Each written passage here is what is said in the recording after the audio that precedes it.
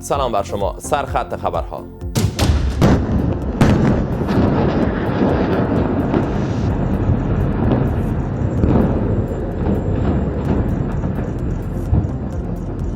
مهلت تازی ترامپ به ایران و آمادگی کامل تهران به جنگ. رئیس جمهوری ایالات متحده میگوید آمریکا 10 تا 15 روز دیگر از راه مذاکره یا عملیات نظامی باید با ایران به توافق برسد. جمهوری اسلامی اما با فرستادن پهپادها به نقطه‌های هدفگیری گفته پایگاه‌های آمریکایی در منطقه را زیر و رو می‌کند.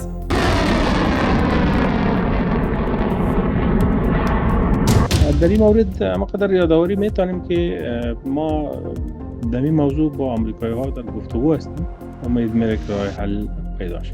فصل تازه گفتگوهای ایالات متحده و امارت اسلامی. ذبیح الله مجاهد میگوید گفتگوها با طرف آمریکایی برای پیدا کردن راه حل مناسب در مورد زندانیان ادامه دارد. دا چې په کور دننه هم دا هڅې کوي ترڅنګ بهرنۍ هیوادونو سره په دغه برخه کې په اړیکه کې دي چې یو له هغو څخه قطر ده.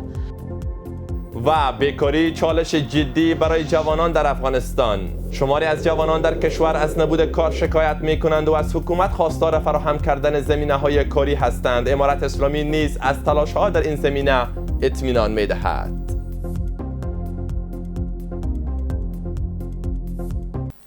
من اسماعیل سادات میزبان شما در خبر 5C هستم. ترامپ بار دیگر به جمهوری اسلامی ضرب العجل تعیین کرد. میگوید 10 تا 15 روز دیگر با مذاکره یا با عملیات نظامی ایالات متحده باید با ایران به توافق برسد. در سوی دیگر اما تهران در نامه به سازمان ملل گفته اگر واشنگتن دست به حمله نظامی بزند تمامی پایگاه‌های آمریکا در منطقه هدف مشروع جمهوری اسلامی خواهد بود.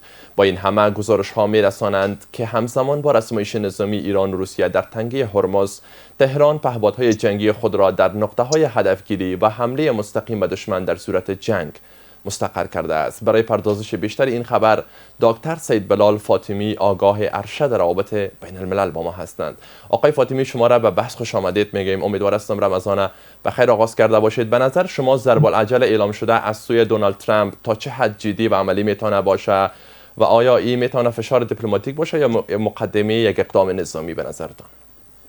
بسم الله الرحمن الرحیم. سلام و احترام با شما آقای سادات و بینندگان سرویس خبری شما.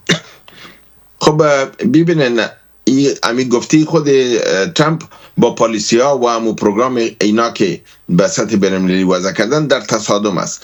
در نشستی که به تاریخ 17 اینا با ایران داشتن و بعد از او برآمدن، اینا در حدود 14 روزه بعد گفتن که نشست بعدی را میکنن.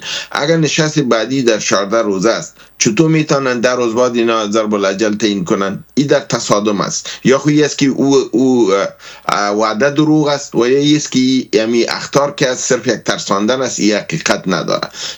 دلیل دومی است که کشتی جرالد فورد هنوز نرسیده. او در حدود 14 الی 15 روز او در بر میگیره که او به منطقه برسه. جنگ بدون از او کشتی برشان ممکن نیست.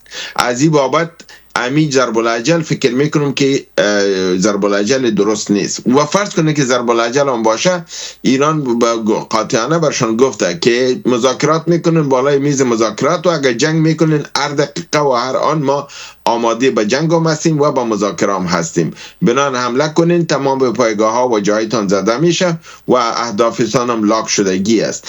بنان فکر میکنم که اونا ترساندن میکنن. خود امریکا تمایل زیاد به اقدامات جدی نداره، چرا که راپوری را که تازه استخبارات امریکا با دونالد ترامپ پیش کردن در او برش گفته شده که جنگ به فایده ما نیست، به ضرر ماست، داری از برد کده باخت زیاد داریم و از این که اگر جلوگیری از این جنگ شوه بهتر است اگر فشار بیایه و ایران یک تفاهم کنه، این به نفع منطقه و جهان است. اما فشار بالای امریکا که زیاد است که او را مجبور به این میکنه که وارنینگ بده، او از طرف اسرائیل است. چرا که اسرائیل تا این هم گفت که اگر امریکا حمله را تصمیم بگیره که حمله نکنه، ما تصمیم خود میگیریم که حمله میکنیم. اما در این حال نتانیاهو که دمی سفر تازه به امریکا کرده بود گفت که ما از دونالد ترامپ تعهد گرفتیم در صورتی که مذاکراتتان کامیاب نشه و در صورتی که شرایط شما پذیرفته نشه، اگر ما حمله کردم تو امرای ما باز استفاده می باشی. و ترامپ به این تعهد برای ما داده که اگر اسرائیل حمله کرد ما در پولیش استاد میشیم. بنان در اینجا خطر از امریکا کمتر از اسرائیل بیشتر است، چرا که اسرائیل با وجودی که اسلحه لازمی را برای یک جنگ قوی با ایران نداره. غیر کلگی استراتژیستای نظامی را میگن که اسرائیل به او قوتی که قبلا بود در او قرار نداره، اما اسرائیل یک گمانزنی را داره و ایست که اگر ما حمله کنم امریکا پالی مستاد میشه. بنان وقتی که امریکا داخل جنگ شد بار بیشتر جنگ به دوش امریکا میشه. بنان باز من نیاز ندارم که ما اسلحه لازمی را داشته باشم یا نداشته باشم. گپ دیگه ای است که تسلیحات در منطقه به حدی زیاد شده که یعنی بعد از جنگ دوم جهانی به حدی که ببخشید بعد از جنگ گلف که در مقابل عراق شده بود، بعد از او این قوی ترین تسلیحات است و بیشترین تسلیحات است که به منطقه آورده میشه برای جنگ. یعنی آمادگی جنگ دارن. مگم یک چیز باید متوجه باشیم که جنگ 1991 در گلف که بود، در خلیج که بود با عراق، او را با این مقایسه از خاطر کردن نمیتونیم که در او وقت در منطقه کسی با او قوت در مقابل امریکا وجود نداشت. اما این بار امریکا با ایران مواجه است. در پشتر ایران روسیه و چین ایستاده است و تسلیحاتی را که ایران داره کشتی‌های امریکا در اینجا محفوظ نیست. بنان با او رقمی که اینا بخواهند که با ایران بازی کنن، اگر جزئی ترین خطا صورت بگیره و پلان ای از اینا که زدن اهداف پنجاگانه در ایران است، او را اگر موفق نشن و جزئی‌ترین خطا و ایران بتونه که عکس العمل نظامی را انجام بده، در او صورت باز پلان امریکا ناکام میشه. و اونمو چیزی است که استخبارات امریکا از او ترس دارن. اونا میگن که اگر با مجردی که اینا کشتی ما را بزنن یا ما با یک ورشکستگی روبرو شویم، او ورشکستگی ما باعث از بین رفتن اسرائیل میشه و پای ما در منطقه سبک میشه و در مقابلش یک عکس العمل قوی در منطقه میه و نظام ایران هم به عوض از که از بین بره، ممکن که اگه حکومت نظامی اعلان شود و او حکومت نظامی ممکن که بالای عراق و سوریه و جایا بره و این مناطق را که امریکا و اسرائیل فعلا در دست خود دارن از دست از اونا میبره و در اینجا دوباره ایران. یعنی این جزئیاتی است که استراتژیستای نظامی و استخباراتی امریکا با این متوجه هستند، سر از بحث میکنن و این نقاط مد نظر میگیرن. و شما دیدین که جان بولتن هم میگه پزد که ما از لحاظ حمله هوایی یا زمینی نمیتونیم نظام تغییر بدیم، ما باید چندین مراحل طی کنیم و نظام ضعیف کنیم تا نظام از بین بره و باز مانور خود انجام بدیم تا یک تغییر کلی در اونجا بیاید. از این بابت یعنی از بین بردن نظام آسان نیست، چرا که دونالد ترامپ به این پافشاری داره که تغییر نظام بهترین آپشن است.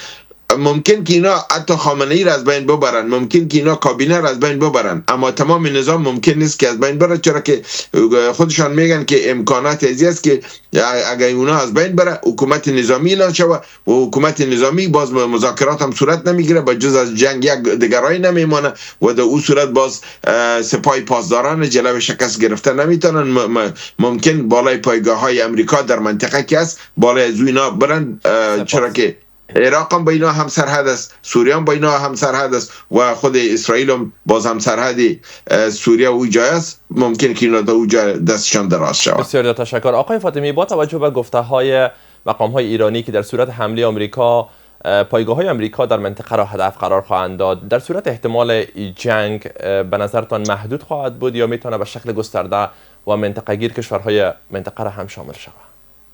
جنگ طویل و جنگ وسیع در توان امریکا و اسرائیل نیست، چرا که منطقهشان دور است و این کشتی ها اسلحه محدود دارن، یعنی اسلحه لامحدود ندارن و ایران توانایی زیرا داره که بالای کشتی ها که حمله کنه وقتی که میزنه اونا مجبور هستن که میزایلای دافع هوایی خود استعمال کنن. وقتی که در یک دو دوره او میزایل خلاص شد این کشتی ها خالی میشه از وسایل، بنابراین اونا با دفاع کردن نمیتونن. از این بابت امریکا به او توانایی برای جنگ طویل نداره که جنگ طویل کنه. اونا میخوان که جنگ محدود هفته تا نهایت 2 هفته باشه و در ایران بزنن و اهداف خود به دست بیارن. اما اگر حمله کردن و ایران عکس العمل بالمثل نشان داد و نقاط مختلف این جنگ طویل میشه، وسیع میشه، دامنی از این وسیع میشه و خطرش به تمام منطقه روبروی میشه. بسیار تشکر. و همچنان هشدار که ایران به شورای امنیت داده، آیا شورای امنیت سازمان ملل ظرفیت مهار بحران را به نظرتان داره یا مثل قضایای دیگر فلج خواهد بود؟ نه خیر، اونا این توانایی را ندارن، چرا که تصمیم در دست امریکاست. امریکا به حساب زیر دست اسرائیل است و به اسرائیل نه نگفتن نمیتونه. بنان اگه به شورای امنیت هم برای فرض کنین که 14 نفر تمام شورای امنیت امی موقف امریکا را رد کرد، امریکا یک ویتو را استعمال میکنه، خلاص موضوع ختم میشه. بنان در شورای امنیت کدام نتیجه نمیده و با فایدهشان هم نیست. بسیار تشکر از حضورتان آقای فاطمی. ادامه خبرها. ذبیح الله مجاهد سخنگوی امارت اسلامی افغانستان میگوید که امارت اسلامی در مورد زندانیان آمریکایی در افغانستان با ایالات متحده در حال گفتگو است. آقای مجاهد افزوده که امارت اسلامی امیدوار است تا در این زمینه راه حل مناسب پیدا شود. این در حالی است که پیش از این شماری از مقام‌های آمریکایی گفته بودند که کابل از زندانیان به عنوان اهرم و فشار بر ضد واشنگتن استفاده می‌کند. بلال آریان با شرح بیشتر. ذبیح الله مجاهد سخنگوی امارت اسلامی افغانستان اعلام کرده است که کابل در خصوص شهروندان آمریکایی زندانی در افغانستان با مقام‌های ایالات متحده در حال گفتگوست. این در حالی است که پرونده زندانیان آمریکایی یکی از موضوعهای حساس در روابط کابل و واشنگتن پس از تحولات سال 2021 به شمار می‌رود. کارشناسان سیاسی باورمند هستند که چگونگی پیشرفت این مذاکرات میتواند بر سطح تعاملات سیاسی میان دو طرف تاثیرگذار باشد. اگر هر دو طرف او سرا موجود می باشد او صورت باید تبادله صورت بگیرد تا بتونه فصل نظامی در افغانستان به پایان برسه و تا راه را بازگشایی بکنه به یک فصل جدید که بین افغانستان و امریکا آغاز شود، فصل اقتصادی و سیاسی و دیپلماتیک باشه تا بتونه هر دو کشور بین خود روابط عادی داشته باشه. سخنگوی امارت اسلامی گفته این مذاکرات با هدف دستیابی به راه حل مناسب ادامه دارد و امارت اسلامی امیدوار است موضوع از مسیر تفاهم دو جانبه حل و فصل شود. این مقام امارت اسلامی اما در عین حال جزئیاتی درباره شمار زندانیان، زمان برگزاری گفتگوها و سطح هیئت‌های مذاکره کننده ارائه نکرده است. در این مورد ما قدر یادآوری میتونیم که ما در این موضوع با آمریکایی ها در گفتگو هستیم. امید میره که راه حل پیدا شود. این اظهارات در حالی مطرح می شود که پیشتر برخی مقام‌های آمریکایی مدعی شده بودند کابل از بازداشت شهروندان آمریکایی به عنوان اهرم فشار در تعامل با واشنگتن استفاده می کند. پیش از این فرستاده ویژه ایالات متحده در امور گروگان‌ها که بارها رایزنی‌ها برای آزادی زندانیان آمریکایی از نزد امارت اسلامی را به پیش برده، هشدار داده که کابل باید گروگانگیری را پایان دهد. امارت اسلامی اما این ادعا را رد کرده و تاکید دارد که موضوع زندانیان در چارچوب قانون و از راه گفتگوهای رسمی قابل بررسی است. تلاش‌ها به خاطر رهایی اتباع آمریکایی جریان دارد، چنانچه حکومت سرپرست افغانستان همچنان گفته است که در این مورد گفتگوها با مقامات ایالات متحده آمریکا ادامه دارد. این اقدام یک از جانب دو طرف میباشد در صورتی که اتباع آمریکایی مدت زمان جرم خود یا زندان خود در افغانستان سپری کرده باشند رها میشن، یا در صورتی که بعد از کشورهای دیگر یا سازمان‌های بین‌المللی میانجیگری میکنن آنها رها میشن به اساس فرمان عفو حکومت.